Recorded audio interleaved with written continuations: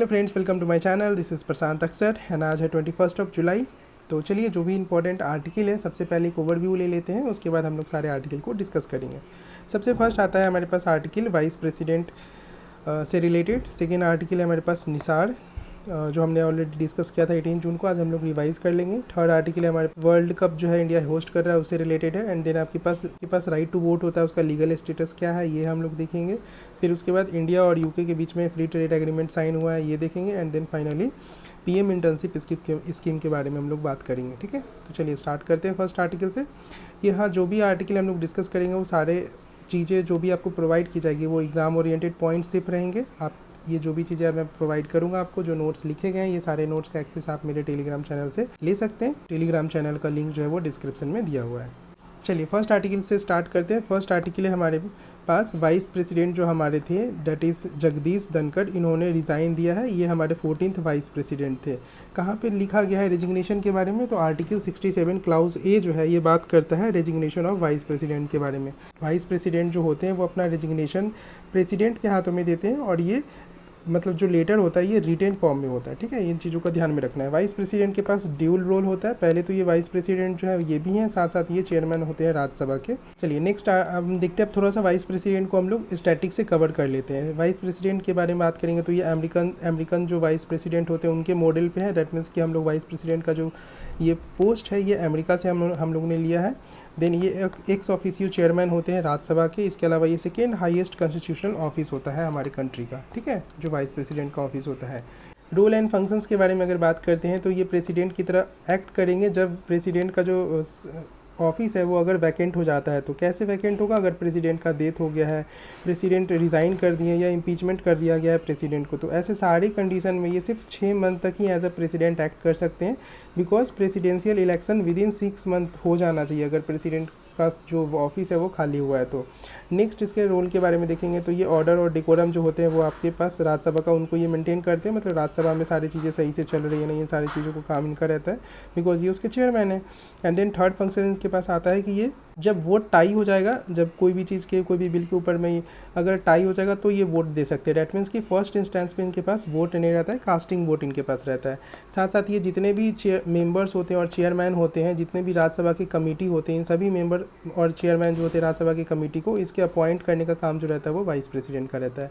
Conditions के बारे में अगर बात करते हैं तो कंडीशन में सबसे फर्स्ट कि ये कोई भी ना तो पार्लियामेंट के मेंबर होने चाहिए ना तो स्टेट लेजिस्लेचर के मेंबर होने चाहिए। अगर आप पार्लियामेंट या स्टेट लेजिस्लेचर के मेंबर हैं तो जिस दिन आप इंटर करोगे वाइस प्रेसिडेंट के ऑफिस में उस दिन आपको रिज़ाइन करना पड़ेगा अपना सीट, जो भी अगर प्रेसिडेंट है मतलब पार्लियामेंट में है या स्टेट लेजिस्लेचर में है तो। ठीक है, तो ये मेंबर्स नहीं होने चाहिए।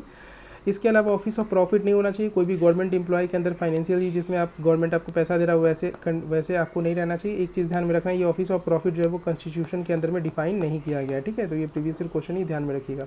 एलिजिबल होते हैं मेंबर ऑफ राज्यसभा के लिए एलिजिबल होने चाहिए। मतलब जो मेंबर ऑफ राज्यसभा के लिए जो एलिजिबिलिटी होना चाहिए वो होना चाहिए, क्योंकि ये चेयरमैन कैसे बनेंगे फिर, इस वजह से। साथ साथ ये सिटीजन ऑफ इंडिया भी होना चाहिए और इनका 35 साल जो एज है वो कंप्लीट रहना चाहिए।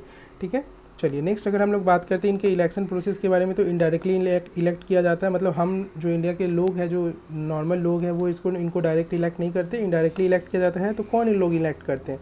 तो हमने इलेक्ट करके, ये जो नॉर्मल पीपुल है इन्होंने इलेक्ट करके भेजा एमपी को। अब एमपी जो रहते हैं वो इलेक्ट करेंगे वाइस प्रेसिडेंट को। ठीक है, तो इनका इलेक्शन कौन करता है? इनके इलेक्टोरल कॉलेज में कौन रहता है? एमपीज़ रहेंगे। और ये एमपीज़ जो रहते हैं वो इलेक्टेड एमपीज़ साथ साथ नॉमिनेटेड एमपीज़ दोनों रहेंगे। ठीक है, इसके अलावा मेथड ऑफ इलेक्शंस के बारे में बात करेंगे तो proportional representation by the mean of single transferable vote, इस सिस्टम से इनका इलेक्शन किया जाता है। साथ साथ ये सीक्रेट बैलेट पेपर पे होता है। डिस्प्यूट के बारे में बात करेंगे तो कोई भी डिस्प्यूट होगा सुप्रीम कोर्ट जो है वो सुप्रीम कोर्ट का जो डिसीजन होगा ये फाइनल होगा इनसे रिलेटेड, डिस्प्यूट से रिलेटेड। ठीक है, इलेक्शन के डिस्प्यूट से रिलेटेड। नॉमिनेशंस के बारे में बात करेंगे तो 20 प्रपोजर्स होने चाहिए, 20 सेकेंडर्स होने चाहिए। मतलब 20 लोग होने चाहिए जो बोलेंगे कि हाँ हम इनको चाहते हैं कि ये वाइस प्रेसिडेंट बने। इसके अलावा 20 सेकेंडर्स होने चाहिए। इस 20 लोग को सपोर्ट करने के पीछे में 20 लोग और होने चाहिए सेकेंडर्स, जो बोलें कि हाँ ये जो सामने वाले 20 लोग हैं ये सही बोल रहे हैं, हम चाहते हैं कि ये वाइस प्रेसिडेंट बने। 15,000 का डिपॉजिट करना पड़ेगा आरबीआई के अंदर में आपको, जब भी आपको ये पद जब आप नॉमिनेट हो जाओगे इसके लिए। ओथ के बारे में अगर देखेंगे तो प्रेसिडेंट के द्वारा ओथ इनको दिलाया जाता है। अगर प्रेसिडेंट नहीं है तो कोई एक ऐसा पर्सन जो प्रेसिडेंट के द्वारा अपॉइंट किया गया है वो इनको ओथ दिलाएगा। ठीक है, ना वैकेंसी के बारे में अगर बात करते हैं तो इनको रिमूव किया जा सकता है, जब रिमूवल हो जाएगा तब ये वैकेंसी होगा, या फिर डेथ हो गया या रिजाइन कर दी खुद से तो वैकेंट हो जाएगा, जैसे अभी वैकेंट हो गया। इसके अलावा एक्सपायरी ऑफ टेन्योर होता है इनका, 5 साल का टेन्योर होता है, तो वो 5 साल का टेन्योर जैसे खत्म हो जाएगा तो आपका उस टाइम वैकेंसी हो सकता है, या फिर इनको डिस्क्वालीफाई कर दिया गया, या पता चला कि जो इलेक्शंस के थ्रू ये वोट हुआ है, मतलब इलेक्शन के थ्रू ये जीत के आए हैं वो इलेक्शन जो है वो वॉइड था, ठीक है, तो उस कंडीशन में भी वैकेंसी हो सकता है। ये सारा जो अगर ऐसा कोई भी मतलब कोई ऐसा डिस्प्यूट रहता है तो वो सुप्रीम कोर्ट देखता है, ठीक है। नेक्स्ट हमारे पास आता है टर्म्स के बारे में बात करेंगे तो 5 साल का इनका टर्म होता है। रेजिग्नेशन अगर इनको करना है देना है तो ये प्रेसिडेंट को रिज़ाइन करके देते हैं, रिटेन में देंगे, जैसे अभी जो है वो उन्होंने रिज़ाइन किया था वो रिटेन में दिए होंगे।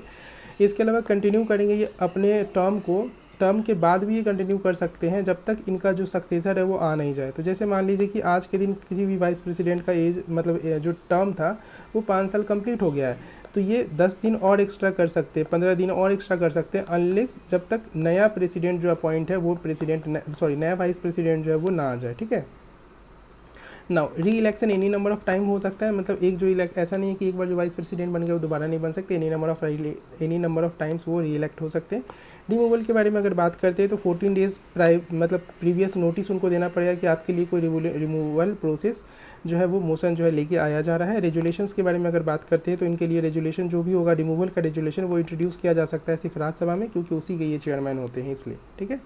इफेक्टिव मेजोरिटी इनके लिए चाहिए होता है, साथ साथ ये सिंपल राज्यसभा के अंदर में, और सिंपल मेजोरिटी चाहिए होता है लोकसभा के अंदर में। थोड़ा सा हम लोग मेजोरिटी का कंसेप्ट यहाँ समझ लेते हैं। सिंपल मेजोरिटी मतलब 50% आपको 50+ वोट चाहिए रहेगा, आपको 50% से ज़्यादा वोट चाहिए रहेगा जो प्रेजेंट एंड वोटिंग है। एग्जाम्पल में हम लोग समझते हैं कि मान लीजिए लोकसभा के अंदर में 100 मेंबर है, तो 100 मेंबर है जिसमें से कि आज जो है वो 90 मेंबर प्रेजेंट है जिस दिन ये वोटिंग हो रहा है, जिस दिन ये रेजोल्यूशन पास हो रहा है, तो 90 का आपके पास प्रेजेंट है, तो इस 90 का प्रेजेंट एंड वोटिंग कितना होगा 45, तो 45 प्लस अगर मिल गया 46 हो गया तो आपके पास रेजोल्यूशन पास हो जाएगा सिंपल मेजोरिटी से, ठीक है।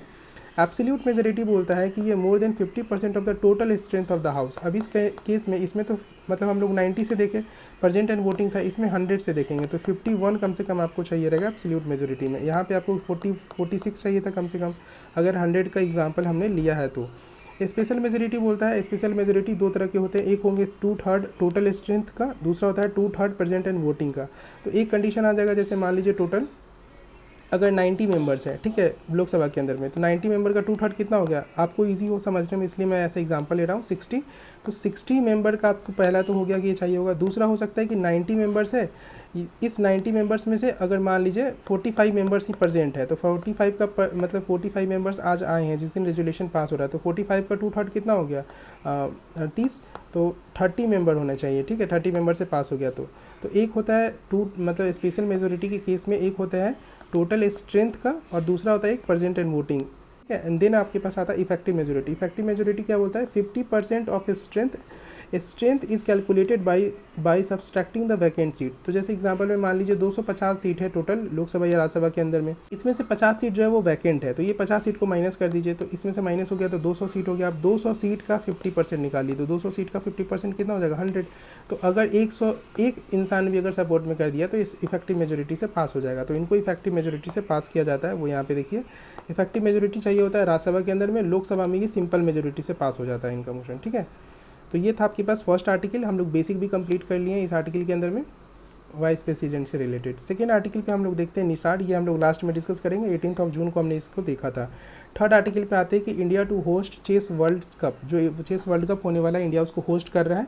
इसको चेस वर्ल्ड कप जो होता है कौन ऑर्गेनाइज करता है, तो FIDE ऑर्गेनाइज करता है। FIDE के बारे में बात करेंगे तो ये नॉन गवर्नमेंटल ऑर्गेनाइजेशन है जिसको फाउंड किया गया था 1924 के अंदर में पेरिस फ्रांस के अंदर में, ठीक है। FIDE जो होता है ये जितने भी चेस के जितने भी अच्छे जो भी गेम्स मतलब कॉम्पिटिशन्स होते हैं उन सभी कॉम्पिटिशन को ये ऑर्गेनाइज करता है, जैसे कि वर्ल्ड गवर्निंग बॉडी होता है ये चेस का, ठीक है। साथ साथ ये रेगुलेट करता है इंटरनेशनल चेस कॉम्पिटिशन्स जितने भी होते हैं उनको। मेजर और इवेंट ऑर्गेनाइज के बारे में बात करेंगे जो FIDE के द्वारा किया जाता है, तो सबसे फर्स्ट है आपके पास वर्ल्ड चेस चैंपियनशिप, इसको ऑर्गेनाइज करता है FIDE। इसके अलावा आपके पास चेस ओलंपियाड हो गए, FIDE वर्ल्ड कप हो गया, देन आपके पास कैंडिडेट टूर्नामेंट हो गया। इन सभी चीज़ों को ऑर्गेनाइज करने का काम किसका है, FIDE का, ठीक है। तो ये ध्यान में रखिए क्योंकि जो क्वेश्चन है वो मतलब गेम्स वगैरह से भी पूछे जा रहे हैं। इसके अलावा इसके पास IOC का रिकॉग्निशन इसको मिला था 1999 के अंदर में। तो ये आर्टिकल भी हमारा कंप्लीट हो गया। नाउ नेक्स्ट आर्टिकल के बारे में बात करते हैं, तो ये जो वोट है, राइट टू वोट है, इसके लीगल स्टेटस के बारे में बात करता है कि ये एक्चुअली में आपको लीगल स्टेटस कहाँ मिलता है, क्या ये स्टैट्यूटरी राइट्स है, क्या ये कॉन्स्टिट्यूशनल राइट्स है, या फिर ये फंडामेंटल राइट्स है। तो ये एक स्टैचुअरी राइट है। स्टैचुअरी राइट्स मतलब कोई भी ऐसा राइट जो पार्लियामेंट के एक्ट बैकअप रहता है तो उसे हम लोग बोलते हैं statutory right. That means it is govern by the law made by the parliament under the RPA. Specially अगर बात करेंगे तो जो आरपीए एक्ट है, रिप्रेजेंटेशन ऑफ पीपल एक्ट 1950 और 1951 है, यहाँ पे इन चीज़ों के बारे में बात किया जाता है। स्पेशली 1950 वाला जो एक्ट है ये डील करता है वोटर्स रजिस्ट्रेशन से रिलेटेड, और 1951 वाला जो एक्ट है ये इलेक्शन से रिलेटेड कि इलेक्शन कैसे होगा इन चीज़ों से रिलेटेड जो है वो डील करता है। कॉन्स्टिट्यूशनल स्टेटस के बारे में बात करेंगे तो आर्टिकल 326 जिसको लेके कंट्रोवर्सीज होती है कि इसके अंदर दिया गया है, इसके अंदर में एक्चुअली में यूनिवर्सल एडल्ट फ्रेंचाइज डिनोट किया गया है। इसका मतलब हो गया कि यूनिवर्सल मतलब क्या होगा कि हर लोग एक उम्र है जो जिस उम्र के बाद से हर लोग जो है वो वोट दे सकते हैं, और वो एज जो है वो हमारे यहाँ 18 है। ठीक है, तो ये बताता है आर्टिकल 26। ये कहीं भी नहीं लिखा है आर्टिकल 26 में, ये कहीं भी डायरेक्टली गारंटी नहीं लेता है राइट टू वोट का। ठीक है, तो राइट टू वोट डायरेक्ट जो है वो आर्टिकल 23-26 के अंदर में नहीं आता है। तो एक्चुअली में ये लिखा कहाँ गया है, तो सेक्शन 62 जो है आरपी एक्ट का, रिप्रेजेंटेशन ऑफ पीपल एक्ट 1951 का जो सेक्शन 62 है, इसके अंदर में दिया गया है कि every person whose name appear in the electoral roll, that means कि वो इंसान जो है वो एडल्ट यूनिवर्सल एडल्ट सफरेज हो चुका है, 18+ हो चुका है, तो उसको इस रोल के अंदर में डाल दिया जाएगा।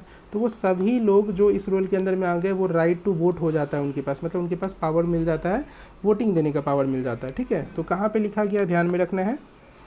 इसके अलावा लीगल स्टेटस है क्या, तो स्टैचुअरी राइट्स है। ठीक है, तो राइट टू वोट के बारे में प्रीवियस ईयर क्वेश्चन भी पूछा गया है, तो आप ये भी ध्यान में रख सकते हो। ठीक है, कि ये कौन सा राइट्स है। कुछ केसेस हैं जैसे कि आपके पास NP पुन्नुस्वामी केस हो गया, ज्योति बासु का केस हो गया, कुलदीप नायर का केस हो गया, देन आपके पास अनूप बरनवान का केस हो गया। इन सभी के अंदर में सुप्रीम कोर्ट जो है वो फेवर किया है राइट टू वोट एक स्टैचुअरी राइट है।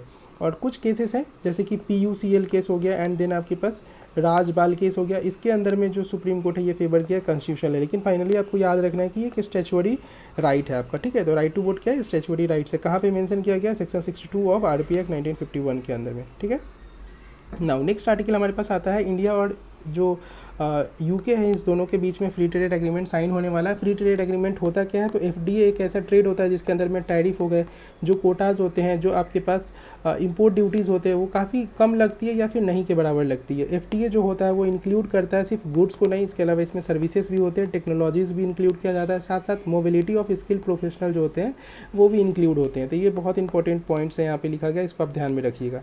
जो ये आज का एडिटोरियल था, तो एडिटोरियल में स्पेशली जो राइटर है वो फोकस कर रहे हैं कि जो इंडिया और यूके के बीच में फ्री ट्रेड एग्रीमेंट साइन होगा, इसमें स्पेशली इंडिया को फोकस करना चाहिए ग्लोबल कैपेसिटी सेंटर्स के बारे में। ग्लोबल कैपेसिटी सेंटर जो है वो मतलब FTA का हर्ट होना चाहिए इस ट्रेड एग्रीमेंट के अंदर में। ठीक है, तो क्या होता है ग्लोबल कैपेसिटी सेंटर्स?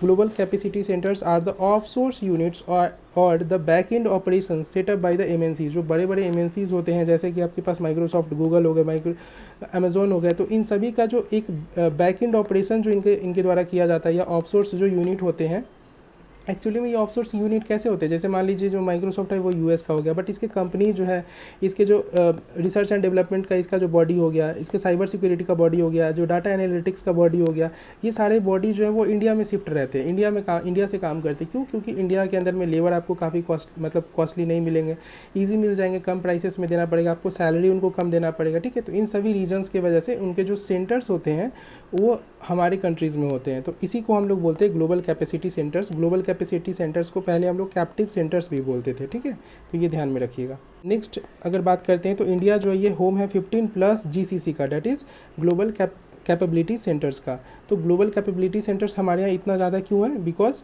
हमारे यहाँ टैलेंटेड पूल है, बहुत सारे टैलेंटेड लोग हैं, तो हमारे यहाँ अलग अलग कंपनीज आती है, इसके अलावा गवर्नमेंट सपोर्ट करती है, मैच्योर इकोसिस्टम मिल जाता है उनको, और साथ साथ कॉस्ट एडवांटेज मिल जाता है, कम कॉस्ट में उनकी काम हो जाती है इस वजह से।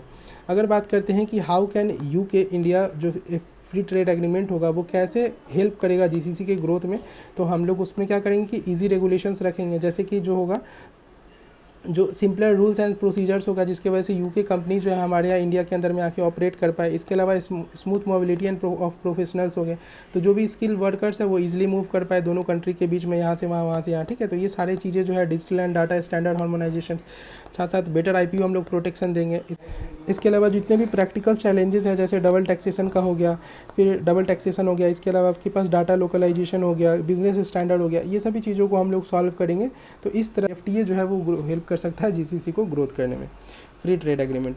नाउ लास्ट आर्टिकल आज के बारे में अगर देखेंगे, सेकेंड लास्ट आर्टिकल सॉरी, तो पीएम इंटर्नशिप स्कीम, नाम से ही लग रहा है इंटर्नशिप, तो पीएम इंटर्नशिप प्रोग्राम स्कीम के बारे में बात करेंगे तो ये मिनिस्ट्री ऑफ जो कॉर्पोरेट अफेयर्स है उनके द्वारा लेके आया गया था। इसका काम क्या है, to enhance youth employability by providing the practical exposure, मतलब आपको गवर्नमेंट जो है इसके अंदर में प्रैक्टिकल एक्सपोजर देगी, आपको ज्वाइन करवाएगी, जॉब देगी इन अ रियल वर्ल्ड बिजनेसेस, ठीक है। तो इस तरह से आपको गवर्नमेंट जो है वो हेल्प प्रोवाइड कर सकती है। मिनिस्ट्री आपको ध्यान में रखना है, इसका ऑब्जेक्टिव क्या है वो ध्यान में रखना है। इसके अलावा मेन ऑब्जेक्टिव के बारे में बात करेंगे तो सबसे मेन ऑब्जेक्टिव है कि आपके पास गैप जो है वो खत्म करना, मतलब एजुकेशन और एम्प्लॉयमेंट के बीच में जो ये गैप है इसके बीच में ब्रिज प्रोवाइड करना, कि आपके पास अगर एलिजिबल है, आप एजुकेशन है तो आपको एम्प्लॉयमेंट दिया जाएगा, इंटर्नशिप के अंदर में आपको एम्प्लॉयमेंट दिया जाएगा। ऑब्जेक्टिव क्या है कि स्किल डेवलप करना, मैसिव आउटरीच, काफ़ी सारे इसके अंदर में लोग को है वो मतलब गवर्नमेंट इसके अंदर में लेगी। इसके अलावा नेक्स्ट है आपके पास ब्रिज स्किल गैप जो है, दैट मीन्स एम्प्लॉयमेंट, एजुकेशन और एम्प्लॉयमेंट के बीच का जो गैप है वो खत्म करना, इंक्लूसिव ग्रोथ लोगों का करना।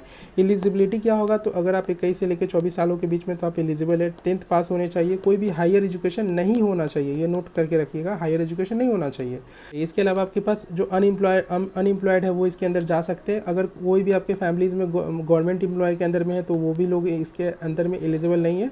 इसके साथ साथ फैमिली इनकम जो है वो आपके पास 8 लाख से कम है तभी आप एलिजिबल है, ठीक है। तो अल्टीमेटली पीएम इंटर्नशिप स्कीम क्या है वो समझ में आ गया, कौन से मिनिस्ट्रीज़ के अंदर में आ रहा है, ठीक है, ये ध्यान में रखना है। इसका एलिजिबिलिटी क्या है, इसका ऑब्जेक्टिव क्या है, और साथ साथ जो पीएम इंटर्नशिप स्कीम है आपको कहीं ना कहीं सेल्फ रिलायंट, दैट मीन्स कि आपको जॉब दिया प्रोवाइड करा, इंटर्नशिप दे रहा है, तो आपको कहीं ना कहीं आत्मनिर्भर भारत जो मतलब हमारा जो ऑब्जेक्टिव है इसको भी ये प्रमोट कर रहा है। नाउ आज का जो लास्ट आर्टिकल है निसार, उसके बारे में हम लोग डिस्कस कर लेते हैं, जो हमने 18 जून को डिस्कस किया था। देखिए निसार के बारे में बात करते हैं तो निसार का फुल फॉर्म है NASA ISRO synthetic aperture radar, ठीक है। तो ये हो गया आपके पास निसार का फुल फॉर्म। ये एक अर्थ ऑब्जर्वेटरी सैटेलाइट है, नासा और इसरो के द्वारा मिलकर बनाया गया, डैट मीन्स यूएस और इंडिया का ये कंबाइंड प्रोजेक्ट है। इसके हेल्प के थ्रू, मतलब ये जो सैटेलाइट लॉन्च होगा, ये सैटेलाइट हमारा हेल्प करेगा डिजास्टर मैनेजमेंट, क्लाइमेट चेंज से लड़ने में हमको हेल्प करेगा। इंडिया से क्या क्या कंपोनेंट दिया गया है इसके अंदर में, तो हमारा स्क्रिप्ट जो स्पेस क्राफ्ट है सॉरी वो दिया गया है। इसके अलावा लॉन्च व्हीकल हो गया, प्लस हमारे यहाँ से एस बैंड SAR दिया गया है। एस बैंड SAR क्या है, तो SAR that is the synthetic aperture radar. ये सबसे मेन पॉइंट है इस टोटल आर्टिकल के अंदर में, सिंथेटिक अपर्चर रडार। ये एक सुपर कैमरा होता है, ये काफ़ी हाई रेजोल्यूशन पिक्चर्स जो रहेंगे, इमेजेस जो है उसको क्रिएट करेगा अर्थ का, इवन इन डार्क क्लाउड, बारिश वगैरह हो रही है, रेन वगैरह हो रही है, इन सभी कंडीशंस के बावजूद भी काफ़ी हाई रेजोल्यूशन इमेज ले सकता है, बिकॉज ये माइक्रोवेव पल्सेस का यूज़ करके इमेज लेगा, ठीक है। तो डैट्स ऑल, यही चीज़ें आपको बस ध्यान में रखनी है निसार के बारे में। एंड अगर सेशन अच्छा लगा तो आप लाइक करिए, शेयर करिए, सब्सक्राइब करिए। कम टाइम के अंदर में मैं आपको जो भी इंपॉर्टेंट आर्टिकल्स होते हैं, जो भी इंपॉर्टेंट नोट्स है, वो सारी चीज़ें डिलीवर करने की कोशिश करता हूँ। So thank you for watching this video and stay tune. मिलते हैं नेक्स्ट सेशन के अंदर में।